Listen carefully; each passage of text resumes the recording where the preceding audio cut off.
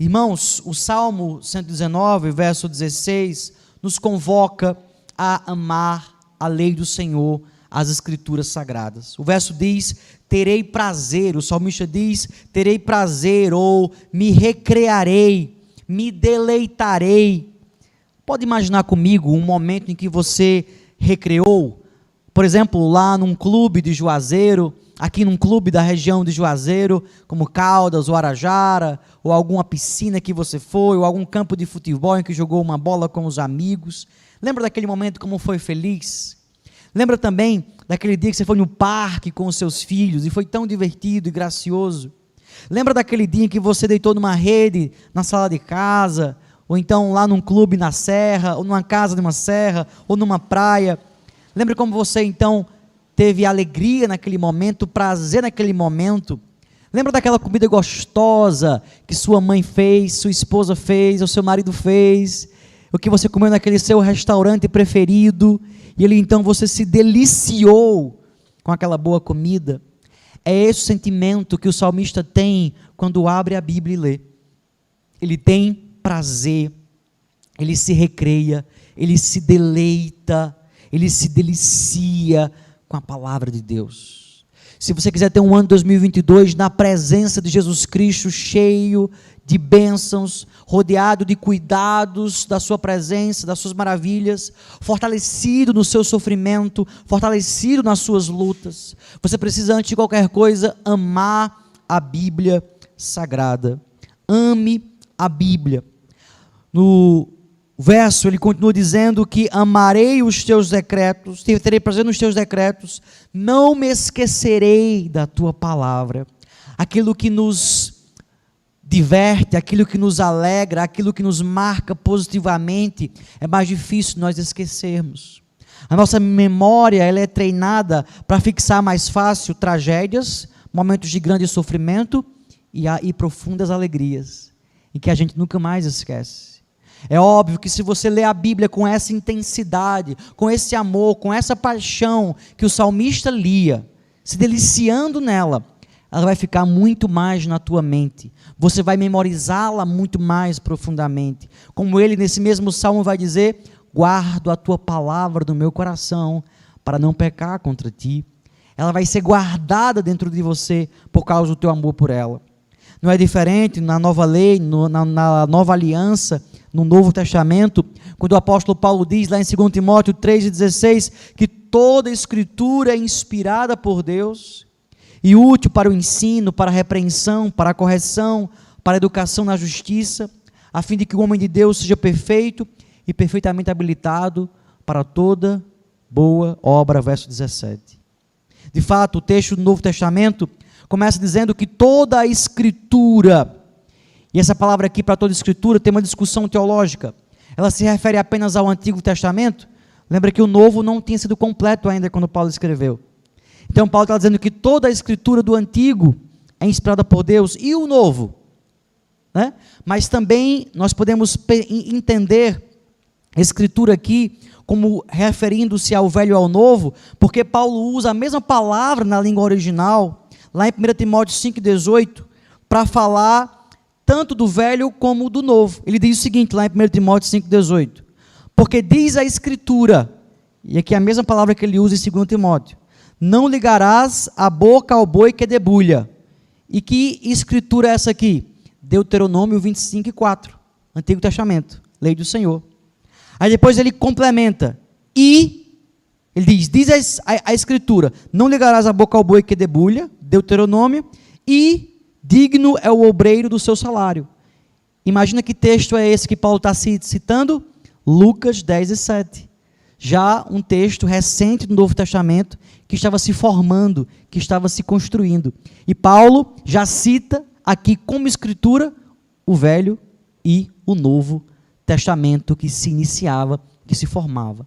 Dessa forma podemos entender que toda a escritura é Antigo e Novo. Toda a palavra de Deus, seja o cânon judaico, 39 livros do Antigo Testamento, seja o cânon cristão, em que todos os cristãos concordam com ele, de 27 livros do Novo Testamento, toda a escritura é inspirada por Deus, diz o texto bíblico. E aqui inspirada é uma outra discussão que você pode imaginar, mas como assim inspirada? Inspirada, soprada no sentido de Deus ditar. Então está lá o apóstolo escrevendo e Deus diz, vai lá, coloca aí, toda, aí ele tá bom, toda, a escritura, ele tá bom, a escritura é inspirada, ele é inspirada. Seria ditada essa inspiração? Não. Essa inspiração, podemos aqui pensar numa imagem, é como soprar um balão e lhe dar forma. Já soprou um balão para fazer um aniversário? Já soprou um balão para alguma festa? Quando você vai soprando aquele balão, ele vai tendo forma, seja forma de balão, seja forma de alguma outra coisa, como de um animal, que existe também balões, né, em formas diferentes. E você pode então estar ali soprando, ele vai tendo forma, dando-se forma. Deus foi conduzindo a vida dos apóstolos e profetas que escreveram a Bíblia de uma forma que eles, quando foram escrever, mesmo sem Deus ditar, escreveu naquele momento cada palavra segundo a inspiração divina, segundo o sopro divino. Não foi um ditado, mas quando ele escreveu ali, de acordo com o seu contexto, com a sua cultura, Deus estava guiando.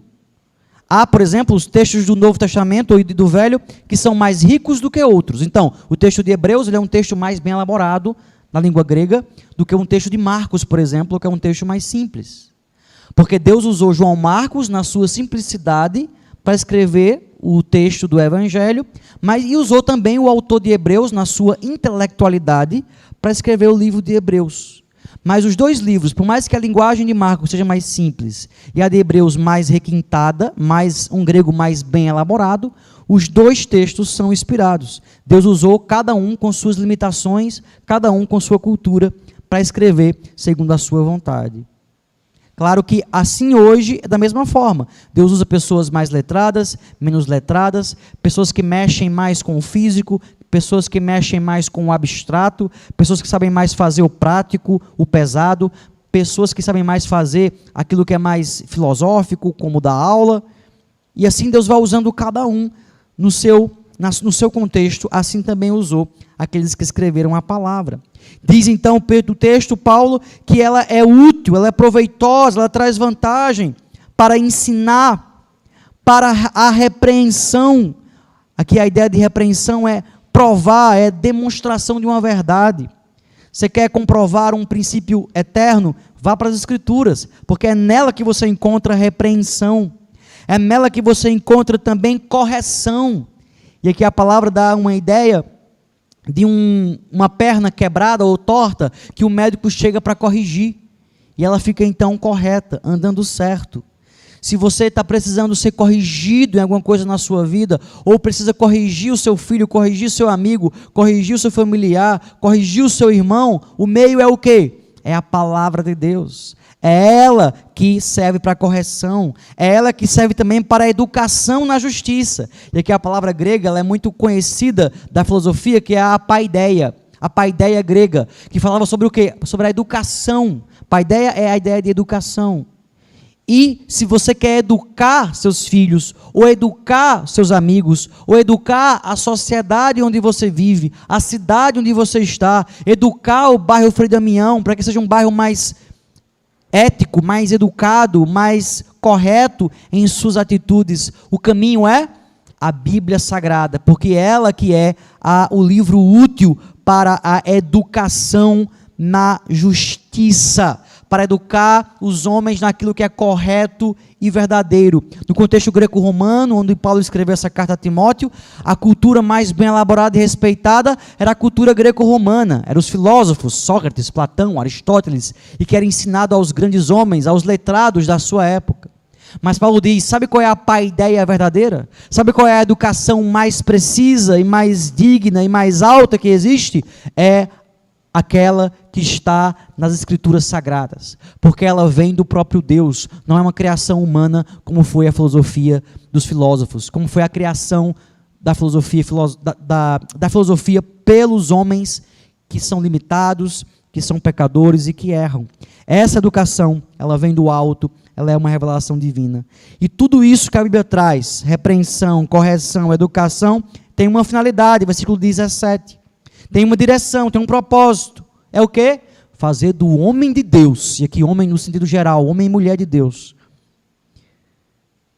que ele seja perfeito, que ele seja maduro, que ele seja alguém que não apodrece, cai do pé e não serve para nada, mas seja alguém que amadurece e se torna uma fruta que alimenta, que se torna uma pessoa que alimenta, que é útil, que abençoa nesse mundo.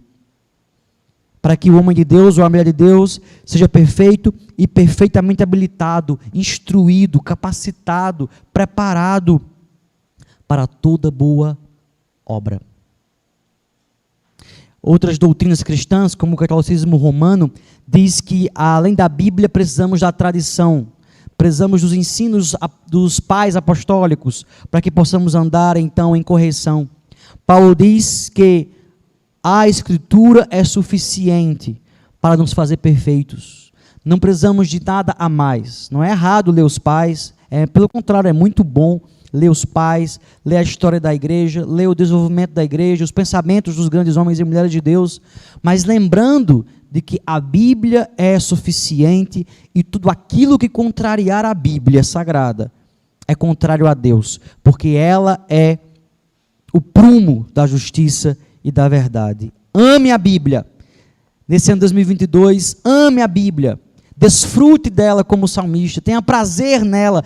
Leia a Bíblia imaginando cada coisa. Vai ler Gênesis 1:1, no princípio criou Deus os céus e a terra, e não havia nada, o Espírito parava sobre as águas, a terra não tinha forma. Começa a imaginar isso, a meditar, a ponderar, a ver aquilo com os olhos da imaginação, e a se emocionar, e a ter uma aprendizagem mais profunda. Conheça as Escrituras, leia por completo, para que você tenha uma ideia geral da Bíblia, e o que cada parte representa. Creia nas Escrituras como palavra de Deus, não leia como mais um livro que você está lendo, e acima de tudo, e o mais importante, obedeça, faça o que ela manda, não viva uma vida segundo o que você acha, segundo a sua opinião, mas segundo o que a Bíblia, a palavra de Deus estabelece. Primeiro conselho para 2022, ame a Bíblia, seja abençoado, ande na presença de Deus, na presença de Cristo.